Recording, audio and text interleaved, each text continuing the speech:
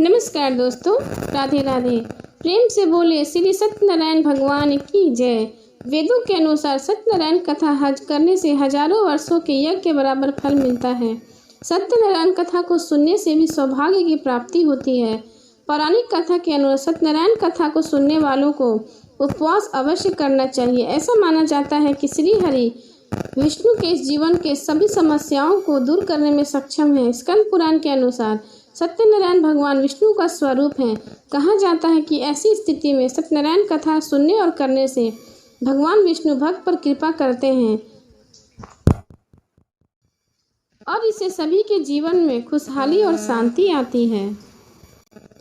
सत्यनारायण भगवान की पूजा का बहुत अधिक महत्व होता है। श्री सत्यनारायण व्रत कथा के 5 अध्याय हैं, जिनका श्रवण करने से मनुष्य के सभी कष्ट मिट जाते हैं। अब सुनते हैं श्री सत्यनारायण भगवान व्रत कथा के पहले अध्याय की कथा।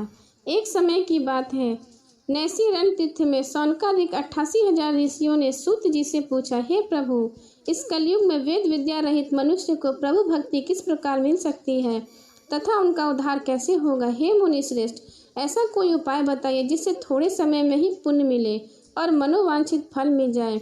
इस प्रकार की कथा सुनने में हम लोग इच्छा रखते हैं। सभी शास्त्रों के ज्ञाता सूत जी बोले, हे वैष्णव, मैं पूज्य आप सभी प्राणियों के हित के बारे में पूछे, इसलिए मैं एक श्रेष्ठ और बहुत ही महत्वपूर्ण व्रत के बारे में आप लोगों को जरूर बताऊंगा, जिसके बारे में नारद जी ने लक्ष्मी नारायण जी से पूछा था और लक्ष्मीपति श्री हरि ने नारद जी से कहा था। अब आप भी इसे सुनिए। एक समय की बात है, नारद जी दूसरों के हित की इच्छा के लिए अनेकों लोकों में घूमते हुए मृत्यु लोक में जा पहुँचे, जहाँ उन्होंने अनेक योनि में जन्मे सभी मनुष्य को अपने कर्मों के अनुसार पीड़ा झेलते हुए देखा। उनका दुख देखकर नारद जी सोचने लगे कि ऐसा क्या किया जाए जिससे निश्चित रूप से मानव के दुखों का अंत हो जाए। इस विचार पर मनन करते हुए वह विष्णु लोक में गए।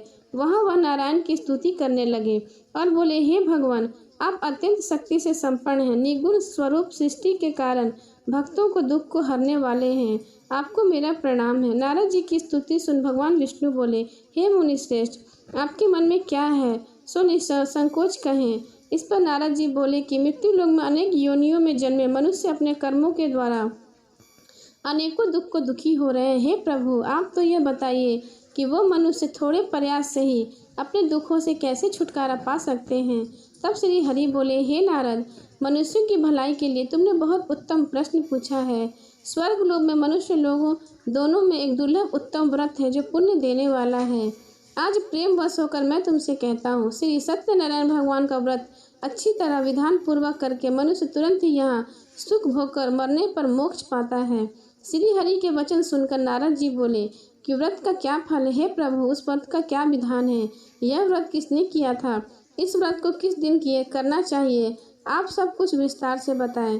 नारद जी की बात सुनकर फिर श्री हरि बोले, दुख व सुख को शोक को दूर करने वाला, ये सभी स्थानों पर विजय दिलाने वाला, मानव को भक्ति श्रद्धा के साथ शाम में श्री सत्यनारायण भगवान की पूजा धर्म परायण होकर ब्राह्मणों व बंधुओं के साथ करने, साथ ही साथ यथाशक्ति अनुसार भक्ति भाव से भगवान का भोग लगाना चाहिए। ब्राह्मणों सहित बंधु बांधवों को भी भोजन कराएं, उसके बाद स्वयं भोजन करें। कीर्तन भजन के साथ भगवान की भक्ति में लीन हो जाएं। इस तरह से सत्यनारायण भगवान का यह व्रत करने पर मनुष्य की सारी इच्छाएं निश्चित रूप से पूरी होती हैं। इस कली काल अर्थात कलयुग में मृत्यु लोक में मोक्ष का यही एक सरल उपाय है। इसी तरह से श्री सत्यनारायण भगवान के पहले अध्याय की समाप्ति हुई। अब सुने दूसरा अध्याय। श्री सूत जी बोले, हे महामुनि, अब मैं पुनः पूर्व काल में जिसने सत्यनारायण व्रत को किया था उसे भली भांति विस्तार पूर्वक कहूँगा। रमणीय काशी नगर में कोई अत्यंत निर्धन ब्राह्मण रहा करता था। भूख और प्यास से व्याकुल होकर वह प्रतिदिन पृथ्वी पर भटकता रहता था। ब्राह्मण प्रिय भगवान ने उसे दुखी ब्राह्मण को देखकर वृद्ध ब्राह्मण का रूप धारण करके उस ब्राह्मण से आदर पूर्वक पूछा, हे विप्रिय, प्रतिदिन अत्यंत दुखी होकर तुम किस लिए पृथ्वी पर भ्रमण करते हो? हे द्विजसेठ, यह बतलाओ, मैं सुनना चाहता हूँ। ब्राह्मण बोला, हे प्रभु, मैं अत्यंत दरिद्र ब्राह्मण हूँ और भिक्षा के लिए पृथ्वी पर घूमता रहता हूँ। यदि मेरी इस दरिद्रता को दूर करने का आप कोई उपाय जानते हो तो कृपया पूर्वक बतलाएं।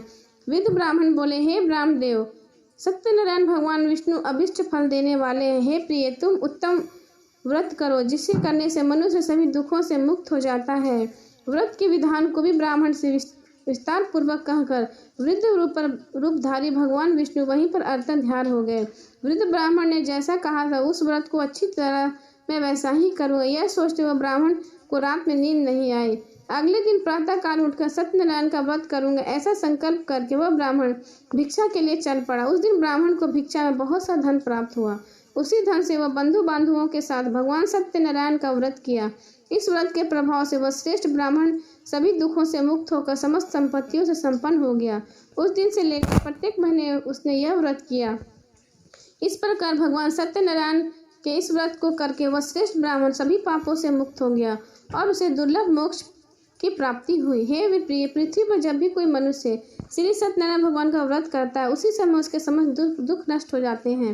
हे ब्राह्मणों, इस प्रकार भगवान सत्यनारायण ने महात्मा नारद जी से जो कुछ कहा मैं वह सब आप लोगों से कह दिया। आगे अब मैं क्या कहूँ। हे मुनि, इस पृथ्वी पर इस ब्राह्मण से सुने हुए व्रत को किसने किया, हम सब वह सुनना चाहते हैं। उस व्रत पर हमारी श्रद्धा हो रही है। श्री सूत जी बोले, मुनियों, पृथ्वी पर जिसने यह व्रत किया उसे आप लोग सुने। एक बार वह द्विश्रेष्ठ अपनी धन संपत्ति के अनुसार बंधु बांधवों तथा परिवारजनों के साथ व्रत करने के लिए उद्धत हुआ। इसी बीच एक लकड़हारा वहां पर आया। लकड़ी बाहर रखकर उस ब्राह्मण के घर गया। प्यास से व्याकुल वह उस ब्राह्मण को व्रत करता हुआ देखकर प्रणाम करके बोला, हे प्रभु, आप यह क्या कर रहे हैं? इसके करने से क्या फल की प्राप्ति होती है, सो विस्तार पूर्वक कहिए। तब महात्मा ने कहा, हे, यह सत्यनारायण भगवान व्रत है जो सभी मनोरथ को प्रदान करने वाला है। उसी प्रभाव से मुझे यह सब धन, महान धन आदि प्राप्त हुआ है। जल पीकर तथा प्रसाद ग्रहण करके वह नगर को चला गया। सत्यनारायण देव के लिए मन में ऐसा सोचने लगा कि आज लकड़ी बेचने से जो धन प्राप्त होगा उसी धन से भगवान सत्यनारायण का श्रेष्ठ व्रत करूंगा। इस प्रकार मन में चिंतन करता हुआ लकड़ी को मस्तक पर रखकर उस सुंदर नगर में गया जहाँ धन संपन्न लोग रहते थे। उस दिन उसने लकड़ी का दुगना मूल्य प्राप्त किया।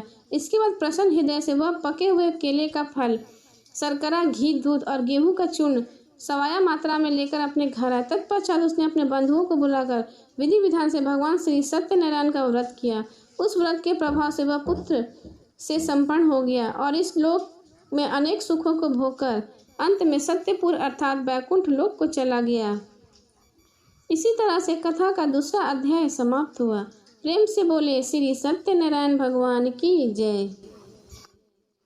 अब सुने तीसरे अध्याय की कथा। सूत जी बोले, हे श्रेष्ठ मुनियों, अब आगे की कथा मैं आपसे कहता हूँ। पहले समय में उल्कामुख नाम का एक विद्वान राजा था।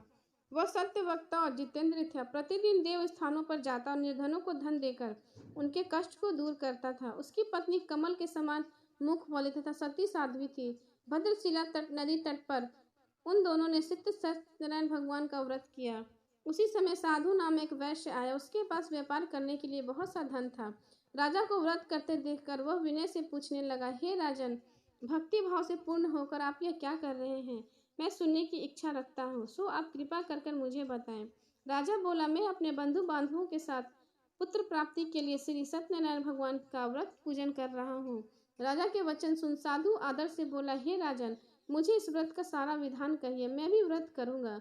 मेरी संतान नहीं है और इस व्रत को करने से निश्चित रूप से मुझे संतान की प्राप्ति होगी। राजा से व्रत का सारा विधान सुनकर व्यापार से निर्वृत्त होकर वह अपने घर को गया। साधु ने अपनी पत्नी को संतान देने वाले इस व्रत का वर्णन कह सुनाया और कहा कि जब मेरी संतान होगी तब मैं इस व्रत को करूंगा। साधु ने इस तरह वचन अपनी पत्नी लीलावती से कह दिया। एक दिन लीलावती पति के साथ आनंदित हो सांसारिक धर्म से प्रवृत्त होकर सत्यनारायण भगवान की कृपा से गर्भवती हुई। 10वें महीने में उसके गर्भ से एक सुंदर कन्या ने जन्म लिया। माता पिता ने अपनी कन्या का नाम कलावती रखा। एक दिन कलावती की माँ ने लीलावती ने अपने पति से को कहा कि आप सत्यनारायण भगवान के जिस व्रत को करने का संकल्प किया था उसे करने का समय आ गया है, आप इस व्रत को करिए। साधु बोला, हे प्रिय, इस व्रत को मैं उसके विवाह पर करूंगा। इस प्रकार अपनी पत्नी को आश्वासन देकर वह नगर को चला गया। साधु ने एक बार नगर में अपनी कन्या को सखियों के साथ देखा। उसे लगा कि उसकी कन्या अविवाह योग्य हो गई है और उस कन्या के लिए योग्य वर ढूंढना शुरू कर दिया। एक दिन साधु की बातों को ध्यान में रखते हुए नगर में पहुंचा और वहां देखभाल कर रही लड़कियों को सुयोग वानिक पुत्र को ले आया। सुयोग लड़के को देख साधु ने बंधु बांधवों को बुलाकर अपनी पुत्री का विवाह कर दिया। लेकिन दुर्भाग्य की बात यह है कि साधु ने अभी भी श्री सत्यनारायण भगवान का व्रत नहीं किया। इस पर श्री सत्यनारायण भगवान क्रोधित हो गए और श्राप दिया। अपने कार्य में कुशल साधु बनिया जमाई को लेकर समुद्र के पास स्थित होकर रत्नासपुर नगर गया। वहां जाकर दामाद ससुर दोनों मिलकर चंद्रकेतु राजा के नगर में व्यापार करने लगे। एक दिन भगवान सत्यनारायण की माया से एक चोर राजा का धन चुराकर भाग रहा था। उसने राजा के चुराए हुए धन को वहां रख दिया जहां साधु अपने जमाई के साथ ठहरा हुआ था। राजा के सिपाहियों ने साधु वैश्य के पास जाकर राजा का धन पड़ा देखा तो वह ससुर जमाई दोनों को बांधकर प्रसन्नता से राजा के पास ले गए और राजा से कहा कि उन दोनों ने ही हम चोरी किया और हम चोर पकड़ कर ले आए हैं। आप आगे की कार्यवाही की आज्ञा दें। राजा की आज्ञा से उन दोनों को कठिन कारावास में डाल दिया गया और उनका सारा धन भी छीन लिया गया। श्री सत्यनारायण भगवान के श्राप से साधु की पत्नी भी दुखी हो गई। घर में जो धन रखा था उसे चोर चुरा कर ले गए। शारीरिक तथा मानसिक पीड़ा व भूख प्यास से अति दुखी हो अन्न की चिंता में कलावती के ब्राह्मण के घर गई। वहां श्री सत्यनारायण भगवान का व्रत होते देखा, फिर कथा सुनी। वह प्रसाद ग्रहण करके रात को घर वापस आई। माता ने कलावती से पूछा, हे पुत्री, अब तक तुम कहाँ थी? तेरे मन में क्या है? कलावती ने अपनी माता से कहा, हे माता, मैं एक ब्राह्मण के घर में श्री सत्यनारायण भगवान का व्रत देखा है। कन्या के वचन सुन लीलावती भगवान के पूजन की तैयारी करने लगी। लीलावती ने परिवार व बंधुओं सहित श्री सत्यनारायण भगवान का पूजन किया और उसे वर मांगा कि मेरे पति तथा जमाई शीघ्र ही अपने घर आ जाएं। साथ ही यह भी प्रार्थना की कि हम सब आपके अपराध को क्षमा करें। मेरे सत्यनारायण भगवान इस बात से संतुष्ट हो गए और राजा चंद्रकेतु को सपने में दर्शन देकर कहा, हे राजन, तुम उन दोनों वैश्य को छोड़ दो। तुमने उनका जो धन लिया है उसे वापस कर दो। अगर ऐसा नहीं किया तो मैं तुम्हारा धन व राज्य सभी नष्ट कर दूंगा। राजा को यह सब कहकर वह अंतर्ध्यान हो गए। प्रातःकाल सभा में राजा ने अपना सपना सुनाया। फिर बोले, उन दोनों को कैद से मुक्त कर सभा में लाओ। दोनों के आते ही राजा को प्रणाम किया। राजा बोला, महाअनुभव, भाग्यवश ऐसा कठिन दुख तुम्हें प्राप्त हुआ है, लेकिन अब तुम्हें कोई भय नहीं। ऐसा कह राजा उन दोनों को नए वस्त्र आभूषण भी दिए। जितना धन लिया था उसे दुगना धन वापस कर दिया। दोनों वैश्य अपने घर को चल दिए। अब सुने चौथे अध्याय की कथा। श्री सूत जी बोले, साधु बनिया मंगलाचरण कर और ब्राह्मणों को धन देकर अपने घर को चल पड़ा। साधु ने कुछ दूर जाने पर भगवान श्री सत्यनारायण की उसकी सत्यता की परीक्षा के विषय में जिज्ञासा हुई। साधु के वेश में उसके सामने आए और पूछा, साधु, तुम्हारे नाव में क्या भरा है? तब धन के मद में चूर दोनों महाजनों ने अवहेलना पूर्वक हंसते हुए कहा, हे दंडी, तू क्यों पूछ रहा है? क्या तुझे द्रव्य लेने की इच्छा है? हमारी नाव में तो लता और पत्ते आदि भरे हैं। ऐसी निकृष्ट वाणी सुनकर तुम्हारी बात सच हो जाए, ऐसा कहकर साधु वहां से चले गए।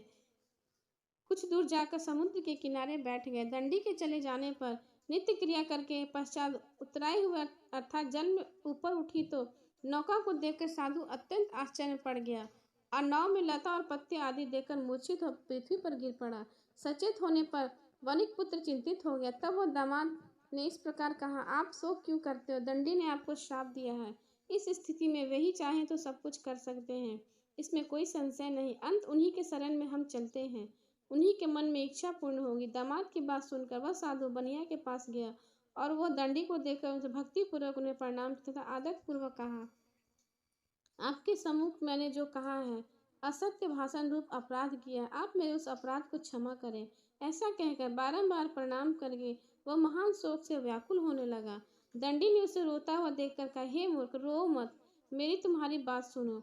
मेरी पूजा से उदासीन होने के कारण तथा मेरी आज्ञा से ही तुम बारंबार दुख प्राप्त किया है। भगवान की ऐसी वाणी सुनकर वह उनकी स्तुति करने लगा। साधु ने कहा, हे प्रभु, यह आश्चर्य की बात है कि आपकी माया से मोहित होने के कारण ब्रह्मा आदि देवता भी आपके गुणों और रूपों को